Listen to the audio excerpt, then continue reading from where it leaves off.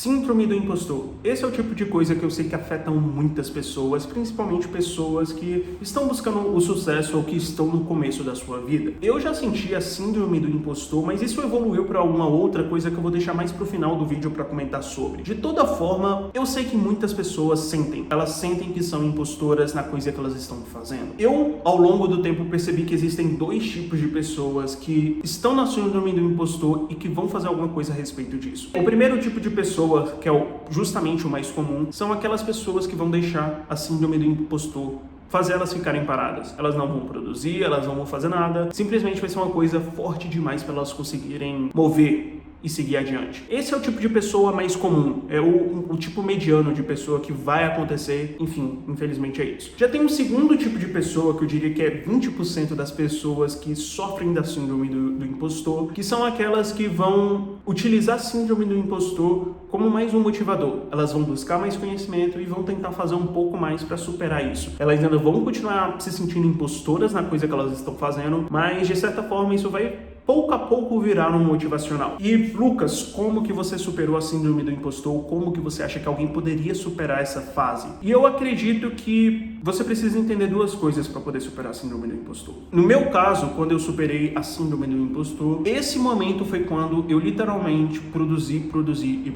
Foi quando, sei lá, eu já estava há 1 ano e meio publicando textos todos os dias, então eu já tinha mais de 500 textos publicados, e aí eu notei que, não, eu não sou um impostor, eu construí alguma coisa, simplesmente eu construí. Eu publiquei mais de 500 textos.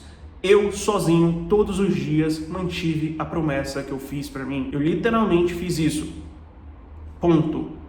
Estava lá, tinha um número lá, eu vi, eu sofri, cada uma daquelas palavras foram digitadas por mim. Eu não usei inteligência artificial, eu não utilizei porcaria nenhuma. Fui eu mesmo que digitei palavra por palavra, texto por texto, explorei pensamento por pensamento. Seja nos dias de alegria, seja nos dias de chuva, eu estava escrevendo. Até mesmo quando eu tinha febre, teve vezes que eu estava escrevendo textos para poder publicar e seguir com o que eu queria seguir. Foi assim, esse foi meio que o primeiro passo para eu perceber que, não, você não é um impostor, Lucas. Você fez isso, você construiu isso. Ponto. E a segunda coisa foi literalmente a percepção pessoal. Porque uma coisa que eu notei é que não pode vir de fora. Não pode vir de fora.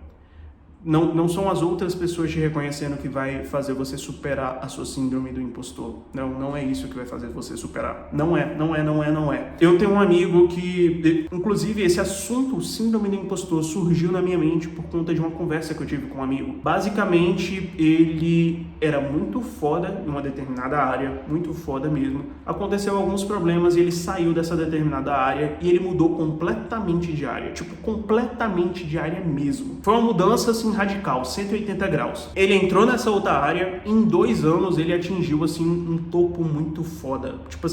Muito foda. Sabe você sair de estagiário e você virar, sei lá, um head de operações em uma empresa? Esse foi o nível que ele chegou. E eu tava fazendo alguns elogios, assim, pra ele sobre algumas coisas que ele me falou e me explicou e tudo mais. E ele falou: Lucas, você sabe que esse é o tipo de coisa que atiça a minha síndrome do impostor, né? Nesse momento eu realmente consolidei esse meu pensamento, que literalmente você não vai superar a síndrome do impostor apenas com o primeiro passo, que é você produzir, construir. Você não vai superar a sua síndrome do impostor apenas com esse passo. Você também precisa do segundo passo, que é você mesmo consolidar e realizar e perceber a sua construção por si mesmo. Os outros, igual eu estava fazendo, elogiando o trabalho dele, elogiando os conhecimentos dele nessa nova área, eles não vão contribuir. Na verdade, eles podem até mesmo aumentar a sua própria síndrome do impostor, aumentar suas próprias dúvidas a respeito do que você estava fazendo ali. Você já tem coisas que você construiu, coisas que você conquistou, mas você ainda sente que não foi você, que foi tudo uma farsa, que literalmente você não foi meio que o merecedor dessas coisas, eu não sei muito bem. Não são os outros, então, que vão fazer isso, mas sim você. Você precisa fazer o que eu fiz, esse momento de você sentar e perceber, sei lá, os 500 textos que você escreveu ali, todas as horas que você passou escrevendo cada uma daquelas palavras, cada uma das palavras que você digitou, cada coisa que você estudou, você precisa perceber isso e aceitar que isso foi você, que você pode sim ser foda. Eu diria que no momento em que você tem essa percepção, que você aceita isso, que você abraça isso como um todo, tanto o lado feio quanto o lado bonito. No caso, o lado feio seria justamente essa sua busca constante por estar melhorando, porque você sabe que ainda não é o suficiente, você ainda não atingiu o que você quer, quanto o lado bonito de que você realmente já fez muita coisa, você já construiu muita coisa, você já escreveu mais de 500 textos. Quando você abraça essas duas coisas, você meio que evolui nessa síndrome do impostor, e pelo menos eu sinto que é o momento em que eu estou nesse exato momento. Talvez eu esteja até um pouquinho mais longe, mas esse momento você se torna uma pessoa extremamente confiante de um lado e às vezes extremamente insegura do outro lado. Você passa a viver em dois extremos muito claros. E essa é a evolução que eu falei no início desse vídeo, e foi algo que eu estava refletindo novamente ontem, no sábado.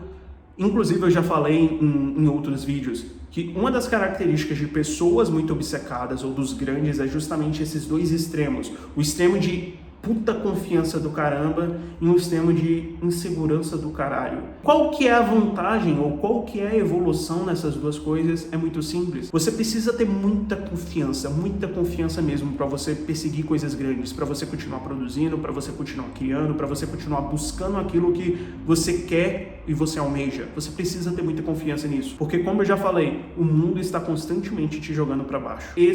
Essa é uma realização clara, mas ao mesmo tempo você precisa ter a insegurança de que ainda não é bom o suficiente, você precisa de ir atrás de mais. Essa meio que insegurança vai te dar essa motivação para você perseguir mais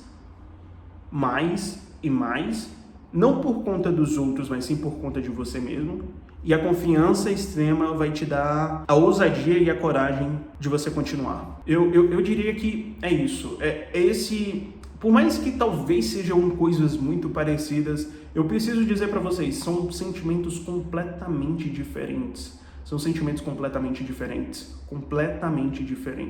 O que é muito doido mesmo, mas pelo menos é assim que eu sinto. São esses dois extremos não lutando, mas de certa forma eles se complementam ao mesmo tempo que eles são extremos, o que é muito maluco. E uma coisa também que eu notei é que não há um equilíbrio, tá? Nisso tudo que eu falei, não existe um equilíbrio. O equilíbrio não existe nessa história. Você não chega ali num ponto de equilíbrio, não.